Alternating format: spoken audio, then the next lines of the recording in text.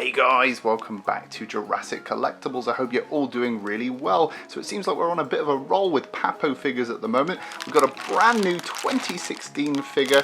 It's the feathered Velociraptor. Really excited about taking a closer look at this one. It's the first feathered Velociraptor we've had from Papo. Now we have done a massive review of our entire Papo collection. If you haven't seen that video, link is in the description down below. And if you want to know where I get my dinosaur figures, I get mine from everythingdinosaur.com. Link is in the description down below. Go and check out their site. They've got loads of new dinosaurs. I don't think this one's out yet on their website, but it will be very soon, so do keep your eyes peeled. So without further ado, let's break this guy out of the packaging. Now this one's been highly anticipated. I know there's a lot of dinosaur feather fans out there. And as you can see, he's carefully protected with this little cardboard sheath and this little tray to keep his wings, or his feathered arms and his legs from warping. Now here is the beautiful feathered Velociraptor out of the packaging. What a gorgeous looking figure. So detailed. Papo always excel at detailed dinosaur figures, and you can see there's some lovely feathers going down the arms, and also there's a really nice plume on the end of the tail there. But this thing is so detailed. Okay, so without further ado, let's take a closer look at this Velociraptor. So starting off with the head sculpt, the first thing you'll notice is that the skull of the Velociraptor is much more paleontologically accurate based on findings of Velociraptor skulls. Now up till now, Papo have released a Velociraptor that is much more akin to the Jurassic Park Velociraptor, but this one is much more longer and more slender and much more sort of paleontologically accurate, which will please a lot of fans out there. You can see it's got these nice little ridges on the top of the skull there. Beautifully coloured. We've got some lovely greens, some lovely yellows going on there, and really carefully and gorgeously painted. Look at all these lovely mix of colours going on. Now what's cool about this, it does have an articulated jaw, but it opens so wide. Look at this. Wow. Now we haven't had this kind of opening of the jaw in any other figure. I don't think we've ever had a dinosaur that opens this wide, and that is absolutely staggering. It really does make an impact in terms of the way this thing looks. Absolutely fantastic work by Papo, and that's obviously intentional. And they seem to have created almost like a two-part corner in the mouth. You can see there's a lower flesh corner and an upper flesh corner, and they kind of overlap each other, and that's how the jaw can open so wide. Really lovely work by Papo. You can see the interior of the mouth has been beautifully sculpted and painted. You've got all this lovely interior of the mouth detail, all this beautiful weathering, and it's really glossy as well to give it that sort of genuine wet look. There's the roof of the mouth as well, gorgeously painted tongue and teeth, just incredible. And then as we transition down the neck, you can see we've got these lovely layered up feathers going on here. They almost look like scales of a fish, beautifully detailed.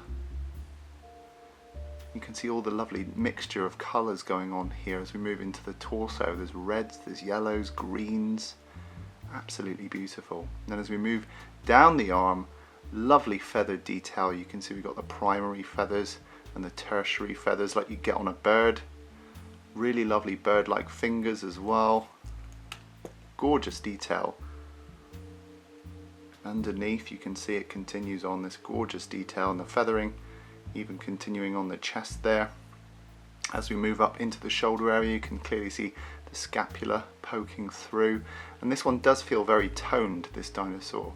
Lovely layering of sculpted feathers there on the torso, and again just look at these lovely mixtures of colours going on. It really does look very bird-like, and I love these white stripes as well that they've added here.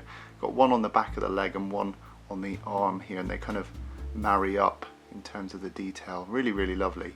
Nice bulging of the musculature in the lower leg there, and you feel that this is more like a downy fur, which is really cool. And then as we move down to the feet, beautifully detailed sickle claw there, and really beautifully sculpted toes and toe claws. And I just love the pose of that foot as well, really threatening. Really lovely weathering on the back here of the foot. really bird-like. You can see they've referenced a lot of predatory birds to sculpt this foot. It looks really genuine. And as we move up to the tail area, you can see again lots of lovely layered feathers, really lovely paintwork and weathering going on here. As we go into the tail, you can see that beautiful plume of feathers. You really get the feeling that these feathers would have been used to attract a mate. Really colourful, a bit like a peacock. Really gorgeous. Again, lovely sculpting on this side, nice clear musculature in the tendons in the foot. Really bird-like feet. I mean, that just looks like it's come off of bird of prey. Absolutely fantastic. Lovely sculpted musculature there around the knee. Nice layered feathers. And then as we come up to the arm, again, just gorgeous detail all across this figure. I think feathered dinosaur fans will definitely want to pick this up. It's incredible, lovely muscles in the neck there, and then we're back to that beautiful head sculpt, and look how wide that jaw opens up. That is absolutely staggering. Right, just how big is this figure? Let's whip out the tape measure.